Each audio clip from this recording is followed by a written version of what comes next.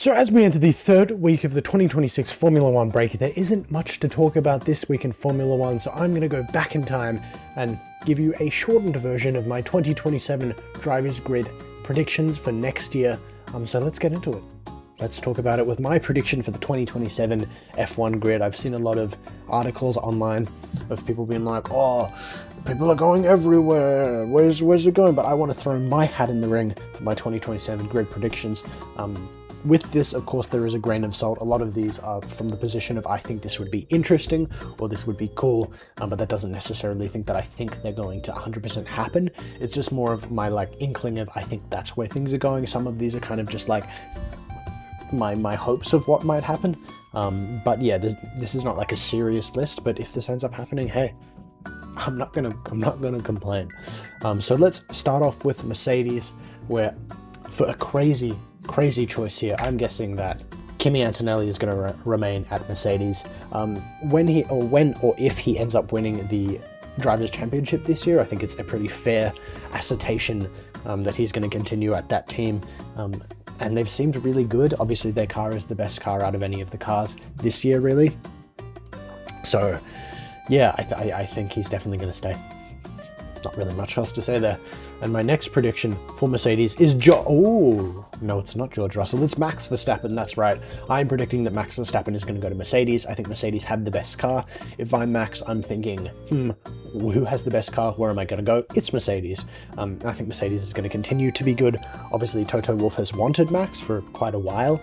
So yeah, I'm not saying this is a certainty.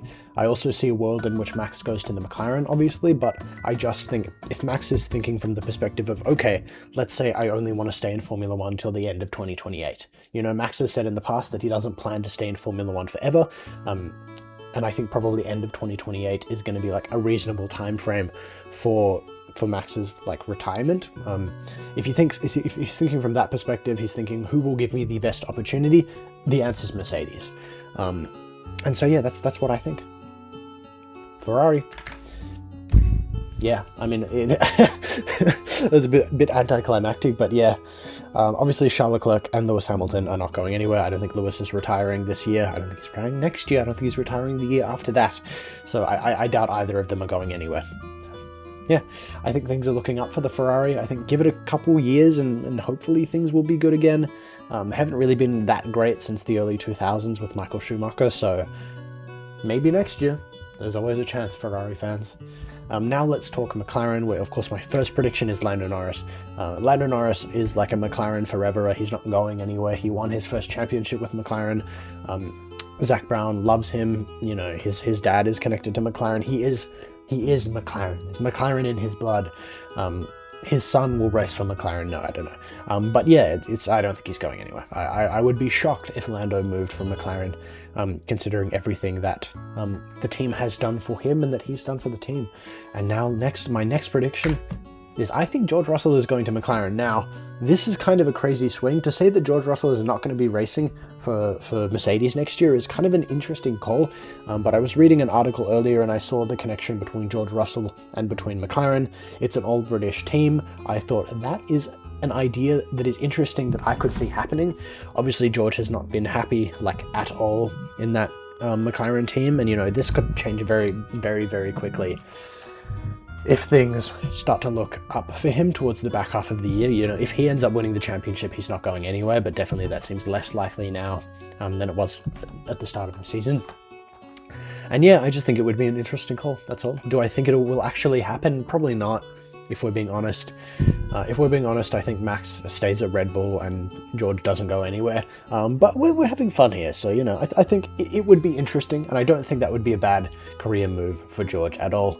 Next, let's talk Red Bull, where Isaac Hadjar is, of course, staying at Red Bull. It's only his third season. I don't see any reason for him to move.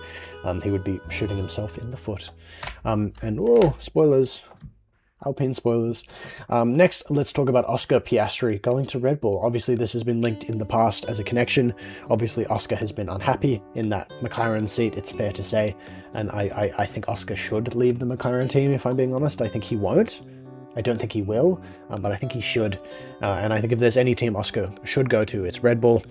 Obviously, Mark Webber, his manager, has raced for Red Bull before. Not that that really means anything, but, you know, there's the connection there.